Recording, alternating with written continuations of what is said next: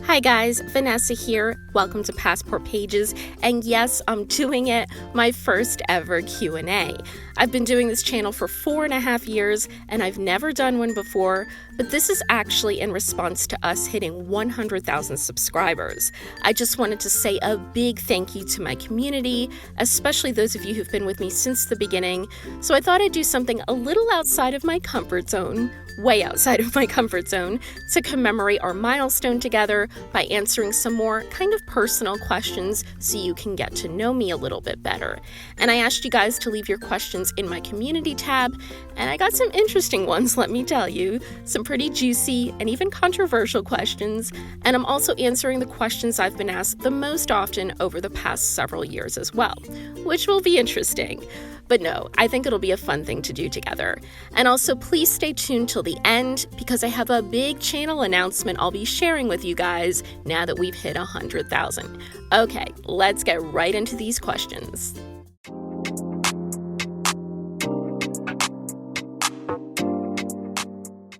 Let's start with the big question. Do I get paid to talk about specific resorts and brands? No, I do not.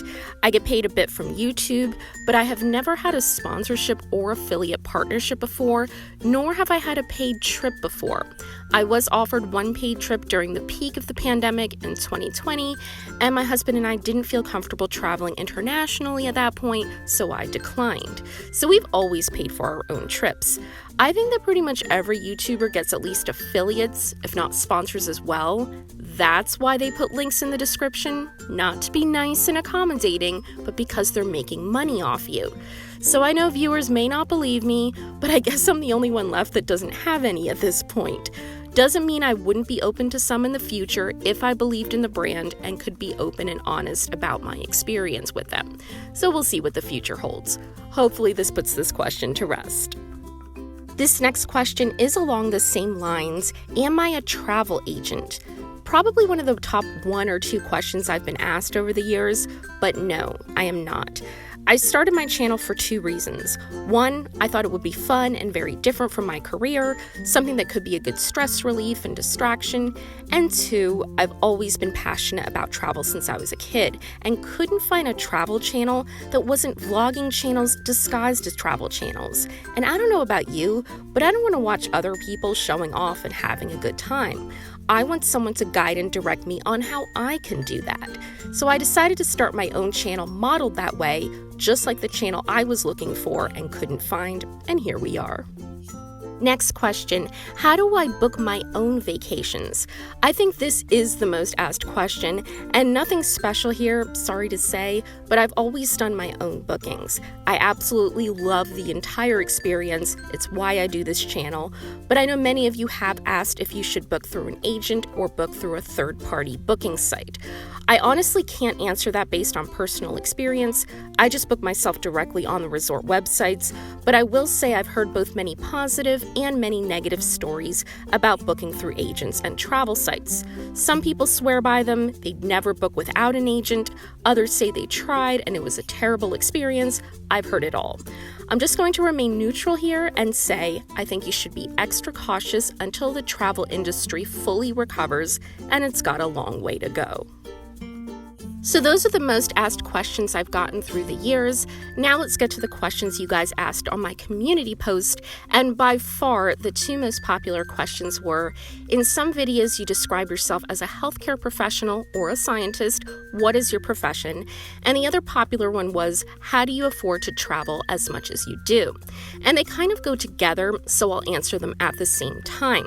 So first of all, I've tried to not show too much on this channel because people get so freaking weird when it comes to money, so judgmental, so I'm not going to get into monetary specifics, which I know is so annoying, but I will kind of answer it with what my profession is. I am actually both a scientist and healthcare professional. I'm a clinical biochemist. My bachelor's is in biochem, my master's is in biomedicine, and my entire career has been as a clinical trial protocol specialist and manager in both hospital and research settings, most of it at NIH, but also at University of Pennsylvania Hospital as well. So, we're not wealthy by any means, but we're comfortable, and we don't have kids, so quite frankly, we can be a bit selfish in how we spend our money, and our splurge has always been travel way before I started the channel. The funny thing is, my entire career, I've worked alongside some of the most accomplished doctors and surgeons in the world, and they travel a lot more than I do for pleasure, not work, and they take their kids as well. So amount of travel and how much you spend on it is all relative. But I know I'm definitely blessed, but I've also worked really hard in a profession that not many people want to, because it's a ton of stress and responsibility, but rewarding as well because you're really helping people on a big scale. So anyway, this is probably not the answer you guys were looking for, but there's no big mystery or shortcuts. Got very educated, worked super hard, so now I can splurge a little bit. See, this is why I don't like to talk about money. But some of these less popular questions are actually going to have better answers for you guys. So a very popular question was, what are the insurances you should get for an all-inclusive? So a very great question. We always insure everything. We insure our flights, we insure our stays, we buy extra coverage in addition to our car insurance when we do car rentals. So I know, annoying, but it really does vary by property. If you've noticed over the past few years, pretty much every hotel and resort, all-inclusive or otherwise, has both non-refundable and refundable options, meaning you can make changes to your plans, cancel usually up to 24 hours out, reschedule, etc. And usually you're talking, in most cases, for the total cost of your stay, an extra $400 or $500 to get the refundable option. Do it, because you may not want to hear this, but in a post-pandemic world, if you book through the resort and choose the non-refundable option, there aren't really many insurances that can bail you out. You're painting yourself into a corner, and I saw many travelers in this predicament in 2020. Now, the bigger name brands do usually offer their own insurance, and we've never had an issue, and we had to cancel quite a few trips back in 2020. So, for example, Club Med has a total peace of mind insurance plan, which offers an upgrade, for a fee of course, where you can get a cancel for any reason waiver, which is their version of cancel for any reason travel insurance. And you can literally cancel and get a full refund up to 48 hours before your trip. We got a full refund when we had to cancel a 2020 trip to Aruba. We did it directly through the Bukudi Antara Resort and Grand Velas as well. We had to cancel a lot in 2020 and never had issues with full refunds. But I will advise you to do your research and compare the travel plans offered directly through your all-inclusive resort versus those offered by buying your own travel insurance policy. If you're buying your own travel insurance, the general rule is to make sure you have it at least 2 weeks before your stay, so your coverage will also include pre-existing medical conditions. Eric asked, it seems so hard to find out what liquors are actually served at all-inclusives. I feel like it is secretive and ends up being based on chance. Any way to get that information before you go to a resort? So this is a very frequently asked question, and unfortunately, there are very few all-inclusive resorts that will tell you the exact alcohol options you'll receive on their property, other than a couple of brands. And of course, the options vary by each individual all-inclusive resort. It is a common misconception to assume that every all-inclusive will offer trusted name brand alcohol. The more upscale resorts will offer premium drinks as part of your package, while the rest will serve unbranded beers and rum, vodka, whiskey, or gin in your mixed drinks and cocktails. And some resorts may even tack on an additional charge for them. So unfortunately, it's the old, you get what you pay for. But here's my most important piece of advice when it comes to this. Most restaurants and a la carte resorts will often ask what liquor you want when you order, since they want to upsell you to a more expensive brand. When ordering drinks at all-inclusives, they're going to have the opposite approach. Make it with their cheapest liquor unless you specifically say otherwise. And usually the cheapest isn't even visible. Check out the next all-inclusive lobby bar you're visiting, and you'll notice that you can't see any of the cheap alcohol displayed because it takes away from the image of luxury. But they keep it below the bar for those who don't specify a brand, which is most guests. And this strategy saves them a ton. So be sure to specify the brand name when ordering drinks at all-inclusives, and unless you're at a really budget resort, they'll have it. They just don't advertise it. Ashanti asked, "Hi Vanessa, thank you for the questions. For a first time out of the country trip, which is better, clear, pre-check, or global entry?" Great question. So I'd say global entry is your best overall option. It's just $100 and so worth it, especially if it's your first international trip. With this one, you get all of the advantages of TSA pre-check, but it's much faster and less invasive than the TSA security checks. Hate those, and adds an express line through customs and immigration on your way back to the US from international airports and destinations, which is huge. I don't recommend Clear at its current price unless you're a very frequent flyer, but for most travelers who only take a trip or two a year, it's not worth it. But global entry is wonderful and will save you a ton of stress and aggravation. Rhea asked, "Where can we go to see a picture of you? I'd love to put a face with a voice. Totally respect if you'd rather stay anonymous.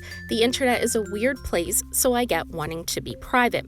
Thank you so much for your question and for being so respectful. So this is the one time I'm going to address this on my channel because I'm very private, but when I started this channel in 2018, there really weren't any other channels of this type to compare it to, which is why I started it. You had a few Disney review channels, many travel vloggers who really didn't review resorts, they mostly reviewed countries and cities, and that was it in this niche. So I had no point of reference. So in my mind, with my career, etc., I wanted to be as private as possible. Plus, the point is to provide information for the viewer to plan their trip, not show off. And for all those channels out there that do so, your prerogative, but be honest, you're not a travel channel. You're not providing information.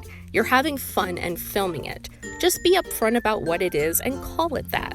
So I assumed if I only showed my back, didn't brag, look at me, look at my lifestyle, say anything controversial, I'd be fine. Oh my goodness, that could not be further from the truth.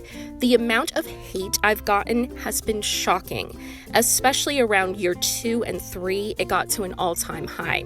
And I know that it's particularly bad for me. I have no idea why, because I've heard other YouTubers, not travel ones, they never seem to get any hate, but more mainstream commentators and influencers complaining and taking screenshots of comments and going on, and I'm like, that's it? That's what you're complaining about? Because it's been straight up harassment and evil, vile comments here, so much so that 1 year in, my husband started reviewing all comments. He's never responded to a single one, but he always does first review. So if you get a response from me, that means you passed the test. And if you're leaving hate, you should feel dumb because I haven't seen it in 3.5 years. But that's what we had to do because I was very close to quitting. It was straight up harassment. Just so much toxic jealousy. And again, there are many channels out there that are inviting that, but I purposely structured my channel to avoid all that, so none of it makes any sense to me. So that's the long way of saying, while I may be in pictures and videos in the backgrounds or with my back turned, I won't be inviting any more toxicity by doing anything more overt, and I'm very grateful I never did. But in the grand scheme of things, it's not a big deal. I still enjoy doing the channel and have found a way to work around it. Shout out to my longtime subscriber Debbie Ann, who asked, "What is your absolute favorite all-inclusive resort and why? And favorite destination and why?" I'd have to say 2. Beloved Playa Mujeres followed a very close second by Grand Velas. And I think when you start talking about some of these more high-end all-inclusives, the key is service. There are many attractive properties out there, all shiny and new, and then you arrive and get completely ignored, service is lacking, and that's when you feel like you've wasted your hard-earned money. At least I do. But the standout places for us have always been those with exceptional service. And quite honestly, we've been to many places that aren't all-inclusives, so I haven't talked about them, but we've been treated like royalty. Always greeted by name every time they hold the door open, always opening the car door, standing around even during breakfast, waiting to remove our plates the second we're done, refolding our napkins every time we get up from the table, holding out my chair. All these little things add up to a luxurious experience. And that's when I say, no matter what the rate, I got my money's worth. And no, they don't know I'm a reviewer. They just offer good service because you see everyone receiving the same level of treatment. But for the second question, my favorite destination is a little bit biased, but I'd have to say Aruba. To answer someone else's question on how long I've been traveling, is it recent or did I start as a child?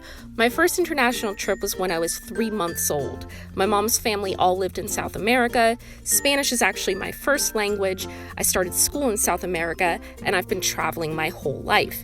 And for decades, my family owned a vacation home in Aruba, and I just have the fondest memories of so many of my relatives being together and all us cousins swimming in the lazy river that was just outside the living room sliding door. You could just drop in, and swimming all hours of the night while listening to a live band playing the Beach Boys. Just the nicest memories. And it really is such a happy island. You can't help feeling happy when you're there. And as an added bonus, they have some of the most beautiful sand and water in the world. So that's still my favorite destination. Nikki B, hi Nikki, asked, name some destinations/hotels and resorts on your bucket list. And I also got asked, is there a particular part of the world you've always wanted to go, but it might be out of your price range? So these kind of go hand in hand because there are some places that I'd love to visit that are currently a bit too pricey for me, absolutely. And that's mostly due to how expensive flights are right now. But the first place is Bora Bora, and because it's such a long trip from the US, I prefer to do at least business class, if not first, and that's just not in the budget currently. So fingers crossed we'll get to do it once the industry improves. I'd also love to do a 10-day Mediterranean cruise on the Regent Cruise Line specifically. That's been on my bucket list for a few years now. Gotta keep saving up. And lastly, I'd love to take a ride on the Venice Simplon Orient Express train. It's pretty pricey for just a 24-hour experience, but that's been at the top of my bucket list for quite a while. But we keep visiting other places and putting it off, kind of not able to justify spending that much for a night stay when we could go for a full week elsewhere. As far as somewhere that's out of my price range, like I could probably never afford to go but would love to, I think the Maraca Suite at the Conrad in the Maldives is just amazing. The first ever underwater hotel suite, 16 feet below the ocean, but barring a miracle, I could never afford it at $50,000 a night. That's just insane. Plus there's a 4-night minimum, so you're actually spending $200,000, not including airfare. Even if we could afford it, I could never justify that in my mind in a million years. I'd probably feel nauseous the whole time. But there are YouTubers, not travel YouTubers, but wealthy mainstream YouTubers who have. Some people say their stays have been gifted. Who knows? But their footage looks really cool. But I'll enjoy it from afar. So once again, a big thank you to every single subscriber who's helped us make it to 100,000, and I'm announcing a monthly news video where I'll be reporting on all travel and resort news, opening dates, and changes in the Caribbean, Mexico, and beyond. So much is constantly changing in the world of travel, and I wanted an easy way to keep you guys informed, so look for that to start in the upcoming year. This one has special meaning. Thank you all so much for watching, and I hope to see you all very soon. Bye, guys.